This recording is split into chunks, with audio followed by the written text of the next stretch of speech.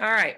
So tonight we're going to talk about obesity and how it's a wake up call. And I think that now more than ever, do we need to really focus and pay attention to the fact that there is that obesity is just kind of seen as this thing, oh, people are overweight, or it's something that we don't talk about, or it's something that we don't want to address in our churches, in our homes, in our communities, in our friendships, because obesity really is more than just carrying extra food on our body.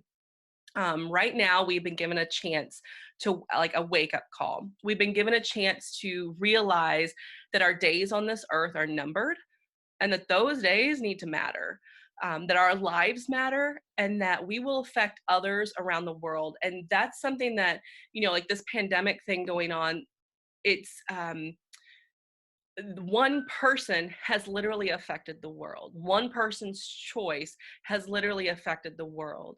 So we are lucky that we have the freedom to choose how we are going to affect the world.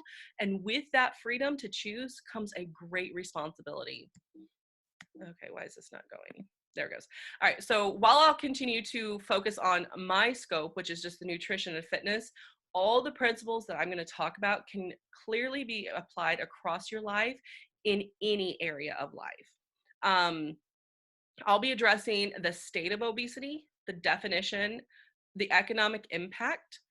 Why does obesity progress? Like, how do we start from a normal body weight to maybe overweight, then to obese? Or why does the epidemic of obesity continue to run on? And combating obesity, like what in the world do we do now that we know what we know?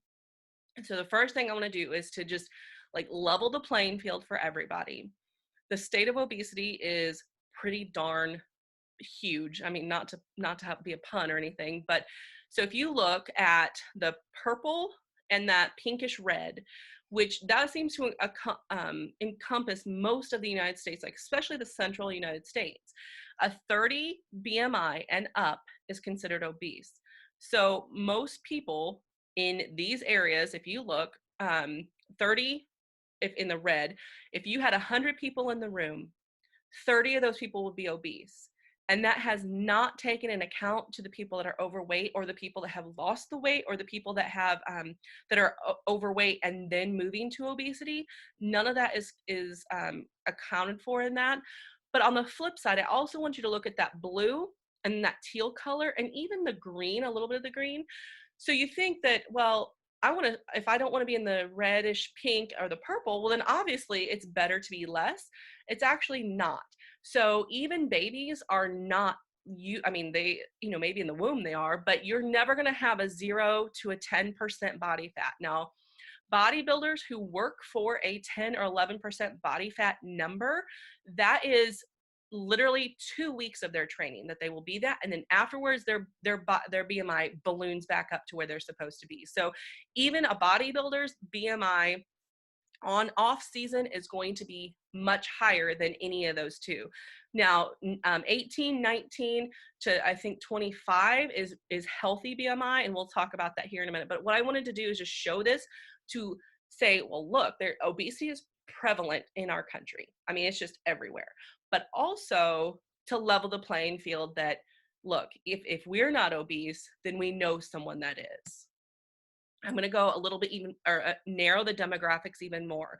Midwestern states, if you look at the states, so we're in Ohio and Indiana. It looks like we're pretty much the same. Indiana, of course, has got to be fatter, but anyway, more people in the Midwest are obese for many reasons, and some of those things we'll address here, but I don't have a whole lot of time to do that. But there's a lot of things demographic-wise that does influence our obesity rates. So again, if you're in the Midwest, Iowa, North Dakota, Missouri, I know those aren't all in the Midwest, but all of those, like if you're in these areas, like you either are a part of the statistic, or you're going to become the statistic, you were the statistic, or you know a loved one that is. Next level is kids. Now let's just blew my mind, okay? It blew my mind that 4.8 million kids, now look at the dates. It says from 2017 to 2018, 4 million kids aged 10 to 17 were obese. Now, that's 2017 through 2018. They didn't have any of the document or the data yet for 2018 to 2019 and 2019, and obviously not 2020 yet, but they don't even have the data yet for that. But it's just continuing to rise. Ages 2 to 19. So think about it. You don't think about babies. I mean, you think of a 2-year-old as a baby. You don't think of 2-year-olds as being obese, but 18.5% of our kids in the United States have obesity ages 2 to 19. And here's the real clincher that just scares and breaks my heart, and it wakes me up, that $14 billion a year is spent in direct healthcare costs for only childhood obesity. Like, that's just childhood obesity. So I share these facts just to simply say, look, obesity is a big deal. It's happening all across our ages, and we really need to wake up on this. All right, definition of obesity. So we talked about this a little bit, but you can read the chart here. But for me, I didn't realize that there were 3 categories of obesity. So I'm like, oh, okay. So you got obese, severely obese, and morbid obese. All right. Like, I'm thinking, I know these things. I can visualize people in my mind of who these are, right? Like actual people I know.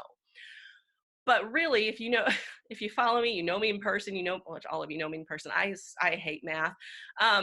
But so if you do the math to figure out your BMI, you take 703 and you times it by your weight. So let's just do the example person of a 5'10" person, which is 70 inches, and they're 280 pounds. So in my mind, I literally know people that are 5'10", women especially. I know women that are 5'10", I know men that are 5'10", and about 280, 270 pounds. And to me, I just think they're overweight, okay? But let's do the math. 280, which is the pounds, times the 703, and you get 196,840, divided by the 70 the first time, divided by 70 again, and you get the BMI. The BMI for a person that is 5'10", 280 pounds is 40.1. Guess what? That person's morbidly obese. What? Like, that person, like, I have a name for that person. That person's Danielle. Danielle had a BMI of over 40. Like, I did. I'll be the first to admit it.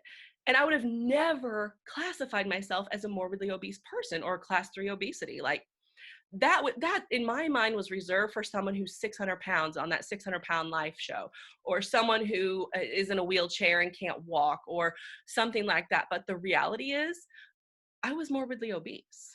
Categorically, I was morbidly obese.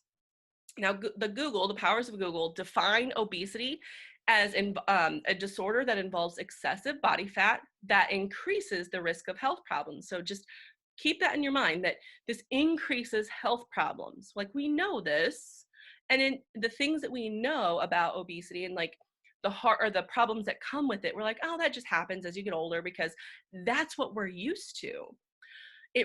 Obesity results from taking in more calories than are burned by exercise or daily activity, which we know this. We just talked about your BMI is greater than 30. And some common symptoms are simply pain in your back, your joints, you're overweight, you binge eat, you have fatigue, snoring, lack of motivation, you can't breathe when you're going up and down the stairs. Things like that are just some of the symptoms. Here are the medical complications of obesity. This came from Indiana University, Dr. Ruben Hernandez.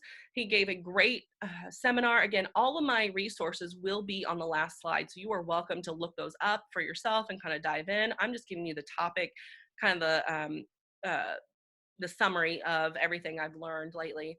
But the medical complications of obesity, you can read this. If you are obese, you are guaranteed to have pulmonary disease of some form. You are guaranteed to have liver issues, specifically like non-alcoholic fatty liver disease. You're going to have some kind of gallbladder issue. You're going to have gynecologic abnormalities. If you watched my post-menopause seminar, you remember that I talked about how the hormones work. But if you are obese and overweight, you are going to have abnormal menses, which simply means you're probably not ovulating. You're probably either not having a period or you're having a bleed, but you're not ovulating, which means you're actually not having a period, which makes you infertile and causes polycystic ovarian syndrome, because you're going to have excess cysts on your ovaries that don't ever get to be used and created. But this also has a problem because you're not creating any progesterone, which is the only way you get progesterone naturally, is when you ovulate and that egg bursts out, and then what's left over, that little cyst that's left over, is your progesterone. So lots of hormone problems can happen. Osteoarthritis, your skin gets funky and dry and just itchy and discolored, and you may have acne, you may have other kinds of issues going on, gout, phlebitis, any of the cancers. Now look at these specific cancers.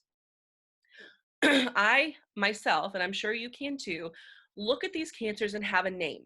A breast cancer patient, a uterine cancer patient, someone that's had colon cancer, someone that's having pancreatic cancer, prostate issues, those kinds of things. I wonder if those people that you have in your mind may be obese, and not obese by our visual standard, but by the medical standard. I'm wondering if we can start making these correlations to change in the mind what we see and know to be true because of what we see versus what is really true and what we need to learn and have a mind shift to see. Coronary heart disease is 100% linked to obesity, and underneath that is diabetes, dyslipidemia, and hypertension. Cataracts, I had no clue cataracts were attributed to symptoms of obesity, and intracranial hypertension, stroke, all of these things. I had no idea that all of these things and how much obesity really infiltrated every part of who we are. So essentially, obesity is just killing us little by little by little.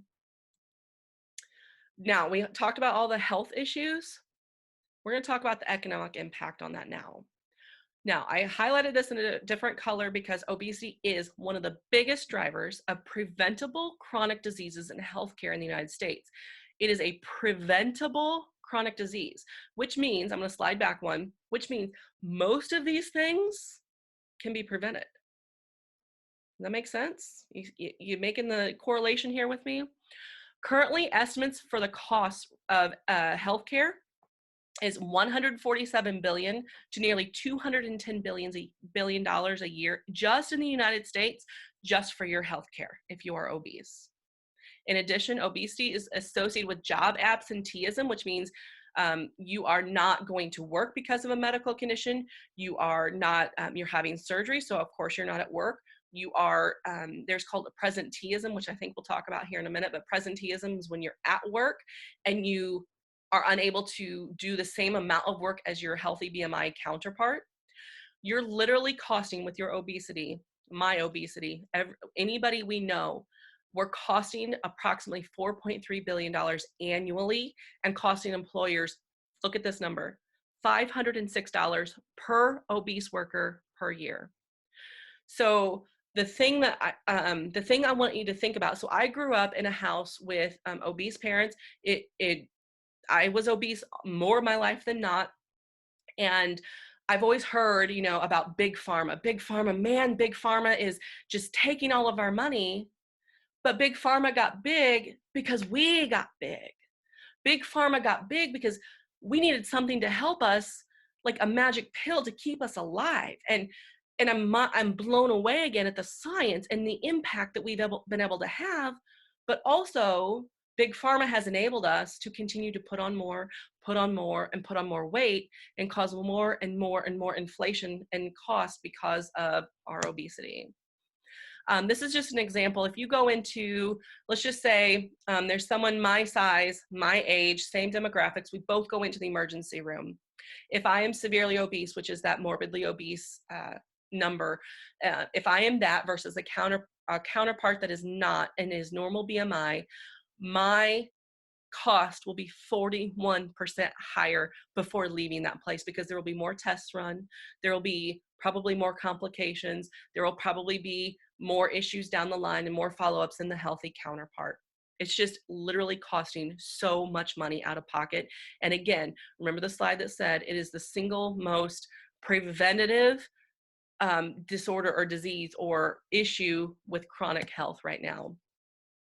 So here's the nitty gritty. Like, so we talked about like, oh man, obesity is awful. Obesity does all these things.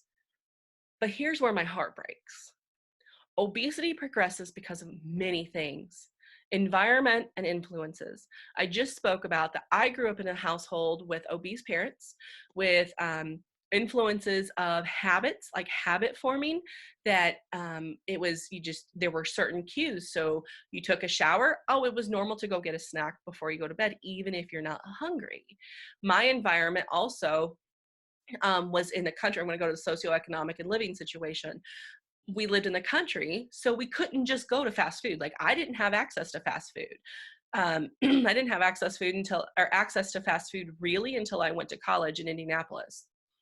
And so the socioeconomics too, if you think about it, in inner city, there are these things called food deserts, which just simply means that they're not going to have the canned foods, the fresh frozen foods, and the access to the actual fresh foods that we normally think of.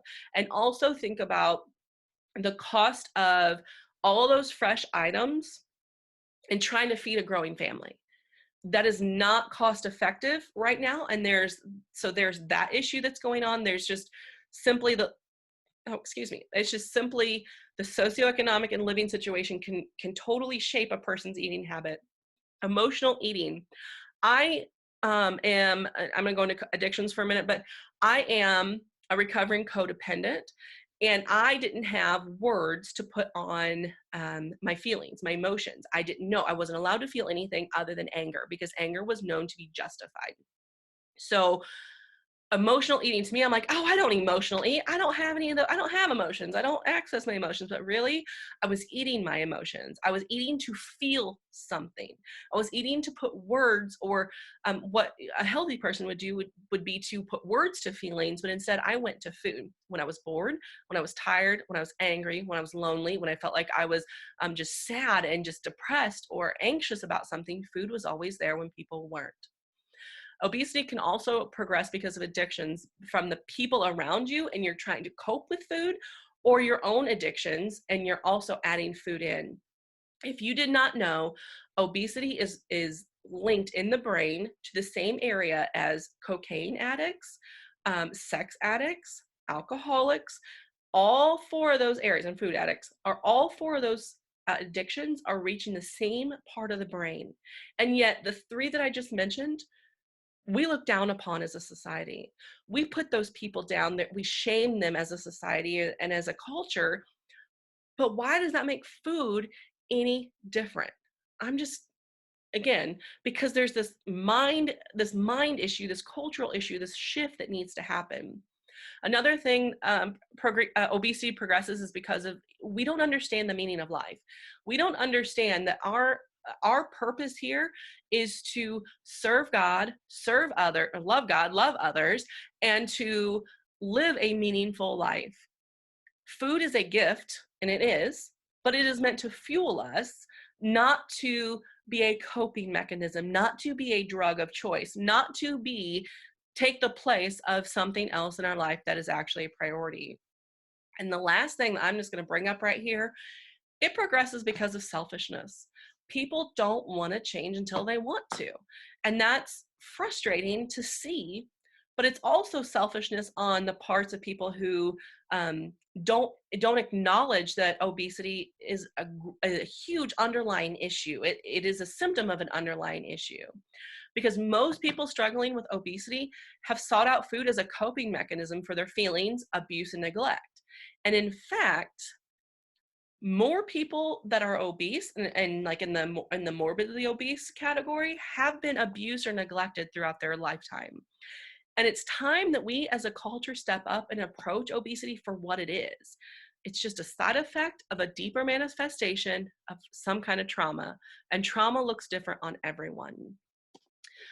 Once we think about it, so obesity can be like it is an addiction. It can be an addiction.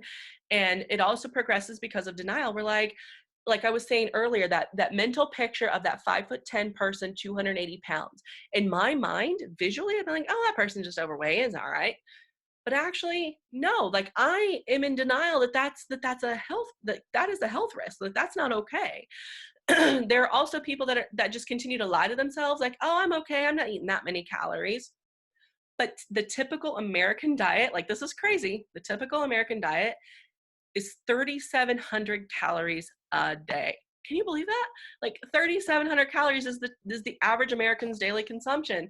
Like that is 2 times, or actually more than 2 times what I am supposed to intake right now. And I'm in dieting phase. Anyway, another reason that it progresses is just simply excuses. Like the obese person will try to say, well, I'm just retaining fluids, or I'm on my period. Oh, I'm in menopause, or I'm postmenopausal. Man, it's just my hormones. I'm constipated. I got my thyroid issue. I'm not exercising enough, or I don't have access to healthy foods. Like those are all excuses. Simply excuses. And the other thing is manipulation of enablers.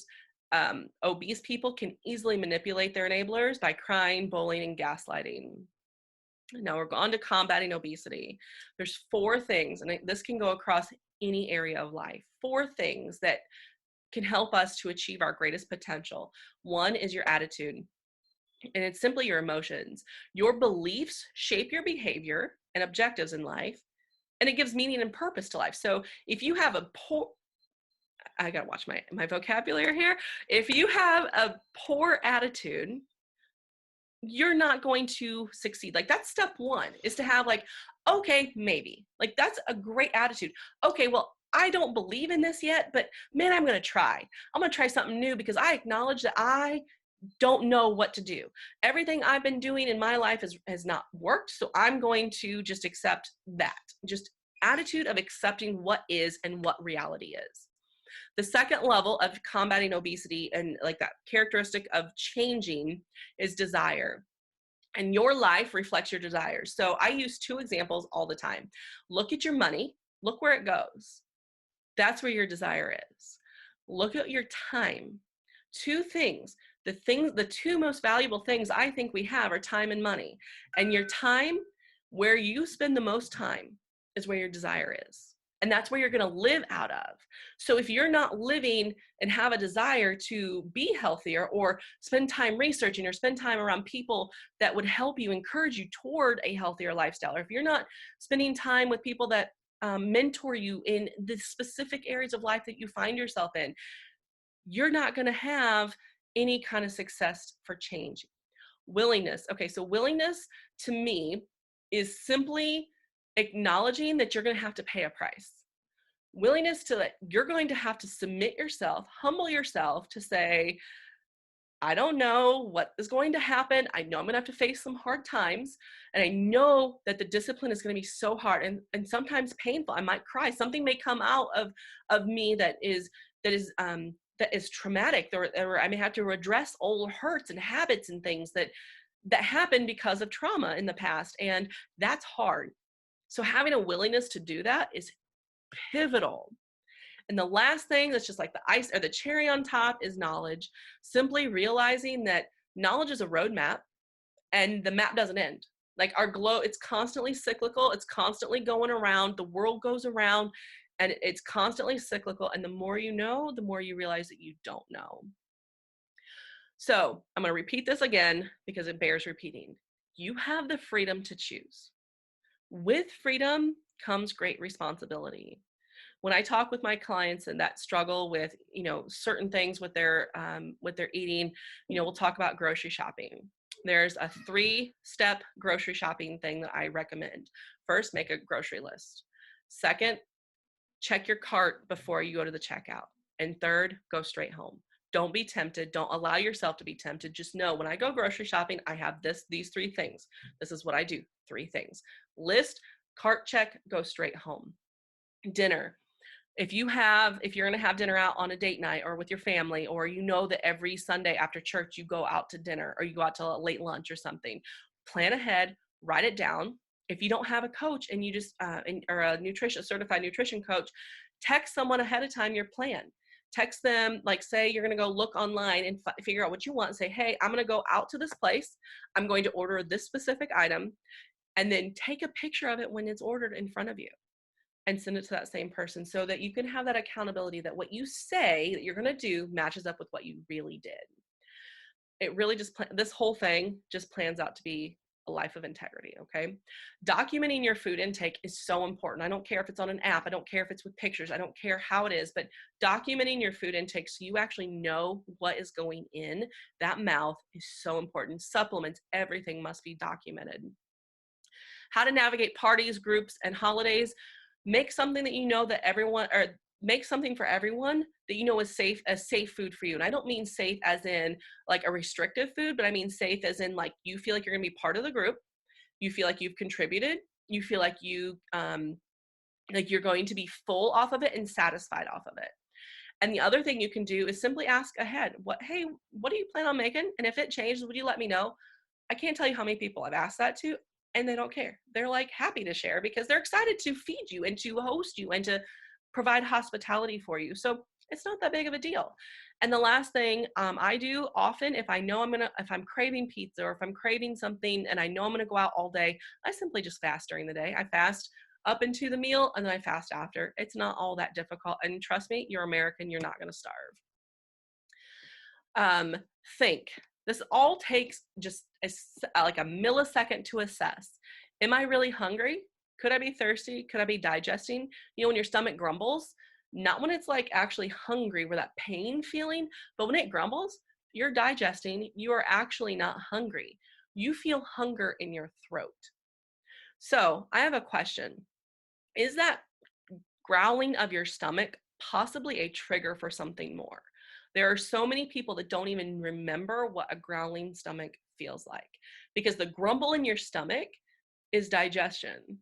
Hunger is felt right here in your throat, and you can actually feel like the emptiness in your throat, okay? I also recommend not eating a snack unless you feel like you could sit down and eat meat and potatoes and a vegetable or something like that, okay? And the last few things to sum this up, there are some myths. I'm overweight or obese because I don't eat enough food. That is completely wrong. Overweight and obese happens because you eat too much food. It's plain and simple. I'm overweight or obese because I eat too much of a certain kind of macronutrient, fat, protein, or carbs. No, you're overweight because you eat too much of all that. That's it. I'm overweight or obese because of genetics. No, just because your parents are overweight or obese, it's not genetics. Like, it's not in your genetic code. You may be genetically predisposed. Like my genetics, I've actually had my DNA done and tested. I am actually supposed to be 20 pounds heavier than my normal counterparts at my size and age and so forth. But that I'm not supposed to be obese. My parents and other people's parents may have had bad habits that you've learned, or there may be some trauma from the family or that kind of thing. That's where that comes in, not genetics. I'm overweight or obese because of hormones? No, you're not. And most people, if you are having hormone issues, you know, because you're getting routine blood tests done, you're going to the doctor often, you're talking to the doctor, you're really working on things. I personally am having hormone problems, and guess what? I've lost 6 pounds in the last 2 weeks of quarantine simply because I'm changing up my foods and finally figuring out what works for me. The fifth thing, I'm overweight or obese because I don't work out enough. One workout, let's just say for me, I work out about an hour, 4 to 5 times a day, or 4 to 5 times a week. And that is 1 hour out of 24. I sleep about 8 to 9 hours. So let's just say for reference, that's 10 hours. I have another, however many hours that is. Again, I told you I'm not good at math. The rest of those hours, what am I doing?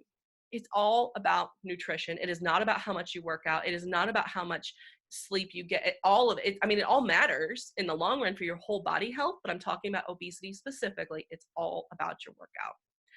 So what do I eat? There isn't an ideal diet, but glad you came. There is not an ideal diet. Simply, your diet should be changing throughout the year because you're not in the same life stage all year round. You're not in the same life stage your whole life. So the diet that you did back when you were 20 is not going to work when you're 60. So it's because of obvious things. Certified coaches are a necessity. And a certified coach, if you're curious, I mean, obviously you're on here talking to me, I would want you to come to me, but if you didn't come to me, I'd want you to ask Your coach or the person that you are prospecting to be a coach, I would want you to ask them what their certifications are. What training do they have? What books are they reading? How are they continuing their education? And then go and look those things up. Do those align with science? Do those align with what bariatric surgeons and researchers are saying? If not, then maybe you should stray away from that person. Here's just a sample plate. This is not, so like when I fill up my plate and I'm thinking, I'm making food for my family, I'm thinking I need to make sure I have enough veggies that fills up half the plate for everybody. Everybody needs half a plate full of veggies. 1/3 of it needs to be full of some kind of lean protein, lean or extra lean protein. And then the rest is either a veggie, a fruit, or a starch. And I personally don't recommend snacking unless you have extra energy. And by energy, I mean calories at the end of the day. Not energy because you have so much energy left, but energy literally of calories left for the day that you are prescribed and it's safe for you to eat and you're not going to gain any weight. The other thing I recommend is to drink enough water to make sure you pee 5 times a day. And those 5 times a day are complete, like nearly clear urinations. Some final thoughts, just to reassure you, you're an American, you're not going to starve. You have a great responsibility with much freedom. Obesity is caused by a much deeper manifestation of usually an undealt with trauma. You must have an attitude, a desire, a willingness, and knowledge in order to change. The people you're around matter, and accountability is so important. Here are my resources that I used in order to gain this. You can email me, you can reach out to me, anything you want in that matter. I'm going to go ahead and stop the recording now so we can have any questions or comments or anything else. So just a minute.